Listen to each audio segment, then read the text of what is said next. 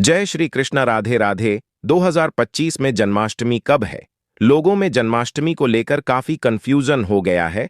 उन्हें पता ही नहीं लग रहा है कि जन्माष्टमी 15 को है या 16 को। बहुत बड़ी असमंजस की स्थिति बनी हुई है। लेकिन आज हम अपने स्माइल फैमिली चैनल पर विस्तार पूर्वक आपको बताएंगे कि जन्माष्टमी 15 को है या 16 को।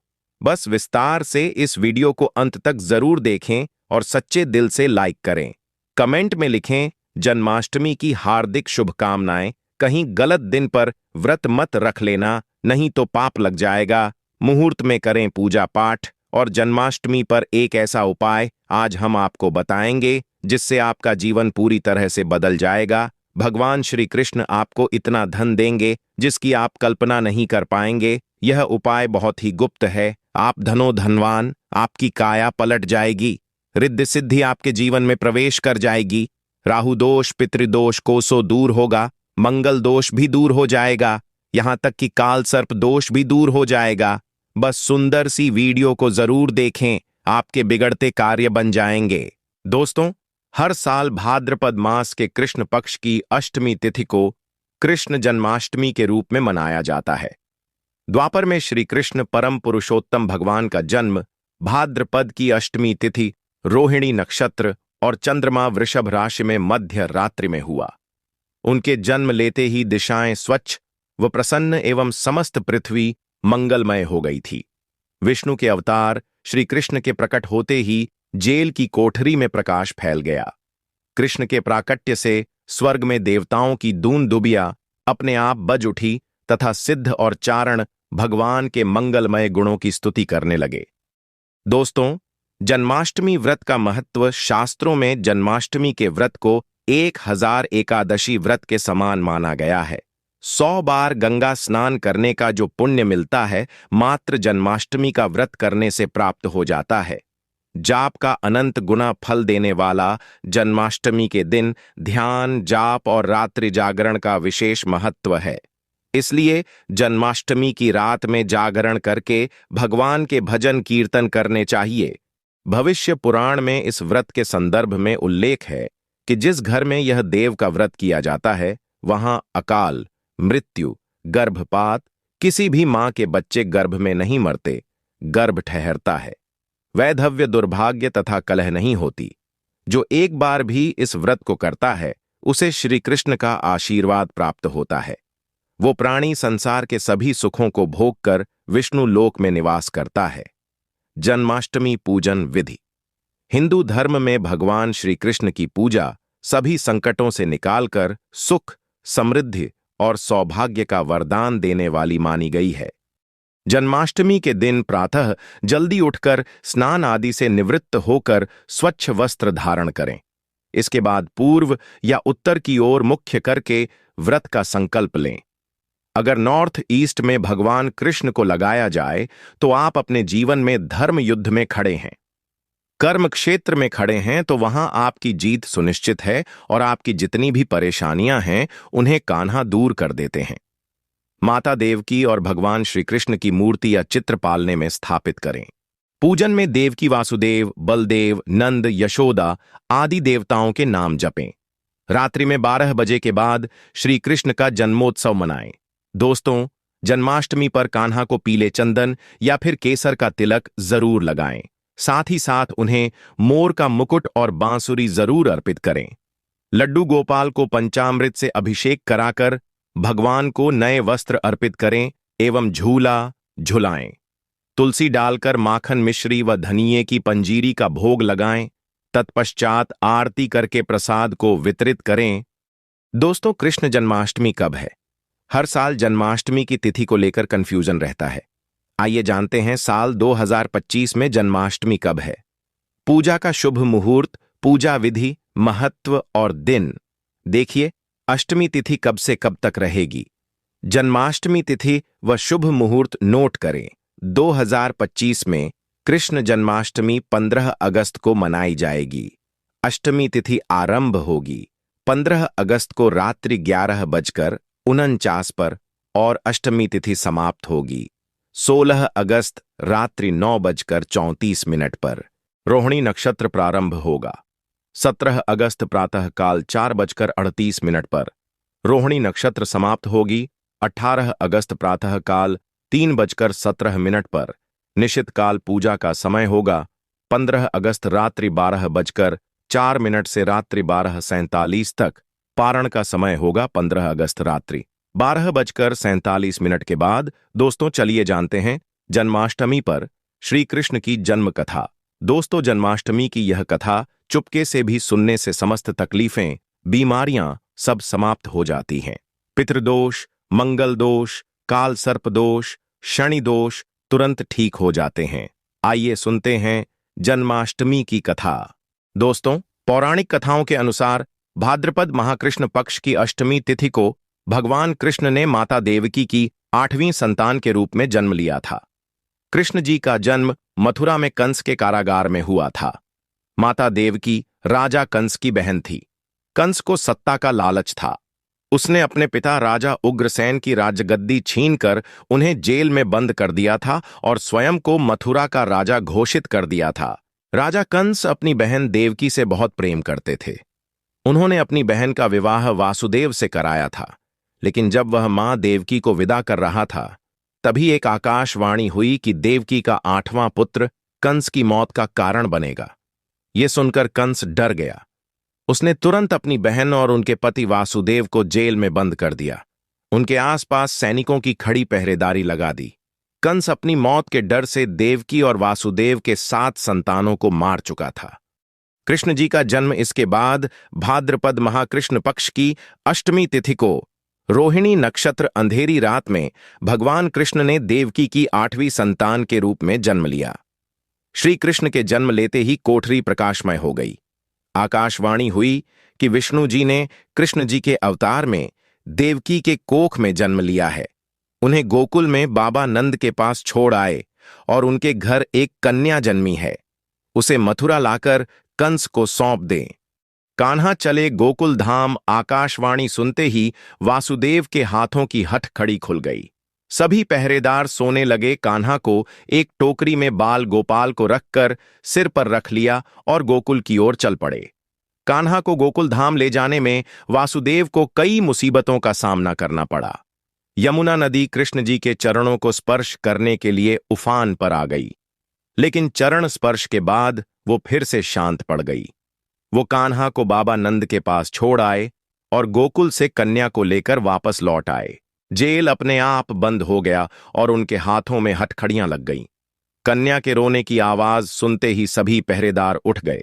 कंस बंदी गृह आया। वो कन्या को देवकी और वासुदेव की 8वीं कन्या समझ उसे मारने चला, लेकिन वो आकाश में उड़ गई और फिर से आकाशवाणी हुई कि कंस को मारने वाला अब इस दुनिया में पैदा हो चुका है।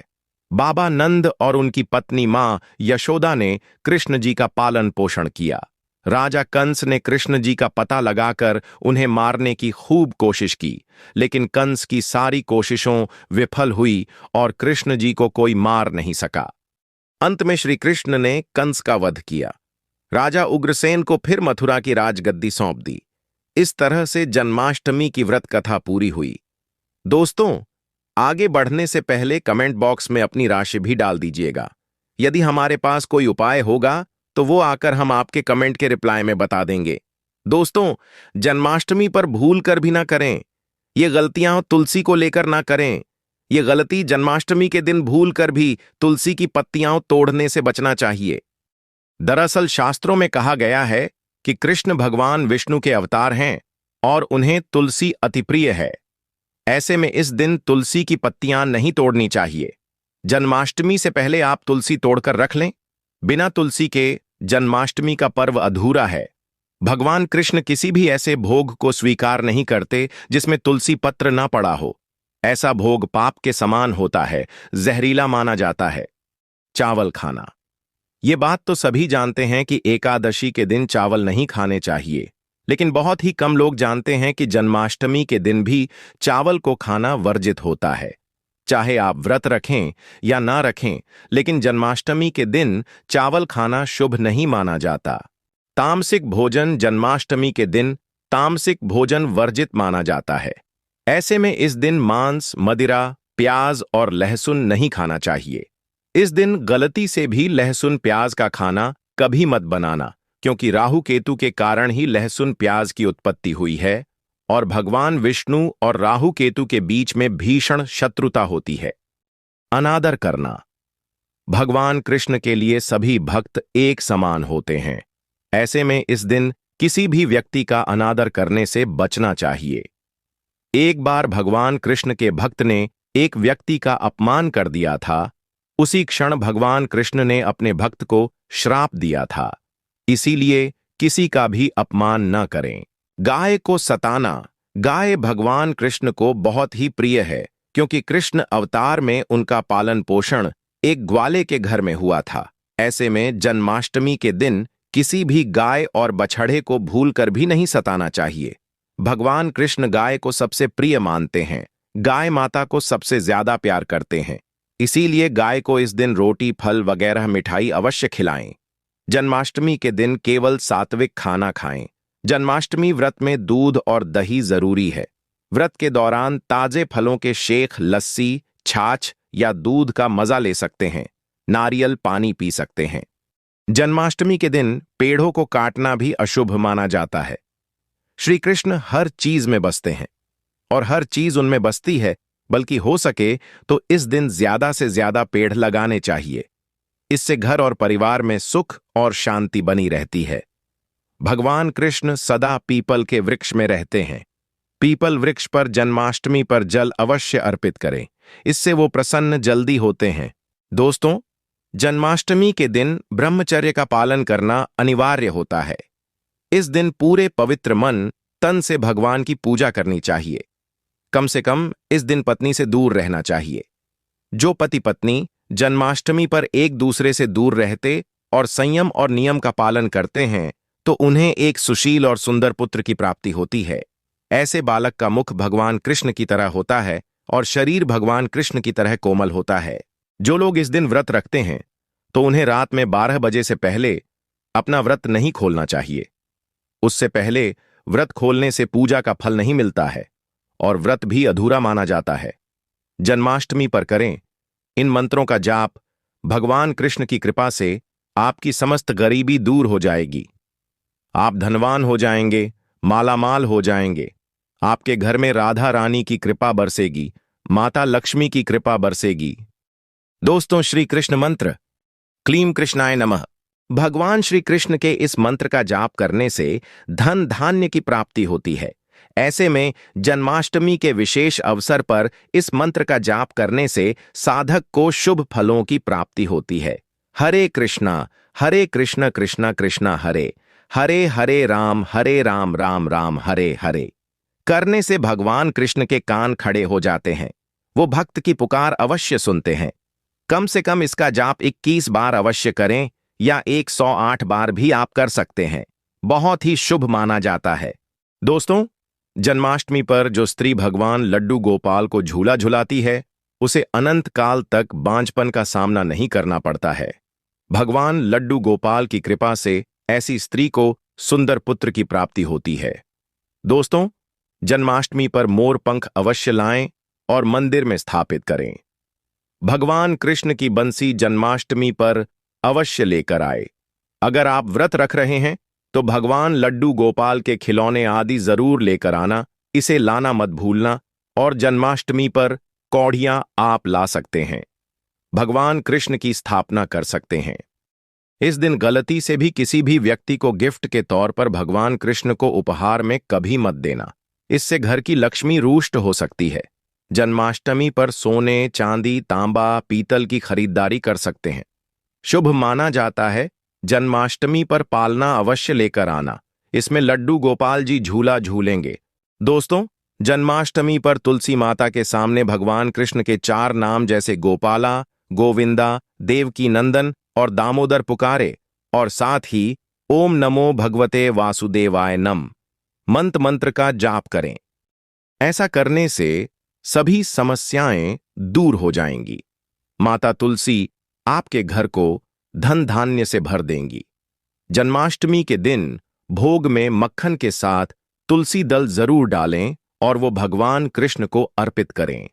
दोस्तों, जन्माष्टमी के शुभ अवसर पर करें नमक का विशेष उपाय। दोस्तों, मैं ईश्वर की सौगंध खाता हूं, नमक का यह उपाय करने से आपके समस्त पाप नष्ट हो जाएंगे, गरीबी दूर हो जाएगी, आपकी नौकरी लग जाएगी, संतान प्राप्त हेतु व्यापार चलाने के लिए भी यह उपाय जरूर करें। दोस्तों, हम भी नमक का यह उपाय जरूर करते हैं।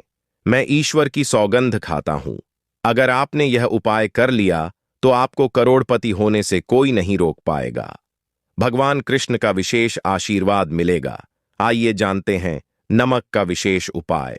दोस्तों, उपाय है एक नमक का पैकेट, 50 ग्राम सूखी लाल मिर्च, 500 ग्राम चावल, 100 ग्राम उड़द की दाल, 250 ग्राम आटा और 11 रुपए की दक्षिणा तथा एक पानी की बोतल और 5 रुपए के काले तिल। बस इतनी सी सामग्री एक थैली में एकत्रित कर लें। दोस्तों, उसके बाद किसी भी गरीब बुजुर्ग या गरीब महिला को चुपके से दान दे दें और पीछे मुड़कर ना देखे, घर को वापस चले आए। दोस्तों, आप यकीन मानो, गुरु परंपरा से प्राप्त यह महाउपाय आपकी काया पलट कर रख देगा। दिन दुगनी रात चौगुनी आप तरक्की करेंगे। दोस्तों, ये उपाय हम भी जरूर करते हैं। महापुस्तक और शास्त्रों में लिखाए महाउपाय आज हम आपको बता रहे हैं। यह उपाय जन्माष्टमी के दिन जरूर करें। मैं ईश्वर की सौगंध खाता हूं, आपका भाग्य उदय हो जाएगा। दोस्तों, यह उपाय मैं हर जन्माष्टमी के दिन जरूर करता हूं। आप भी यह मौका हाथों से मत जाने देना। सच्चे दिल से कमेंट बॉक्स में जरूर लिखें। राधे राधे। जय श्री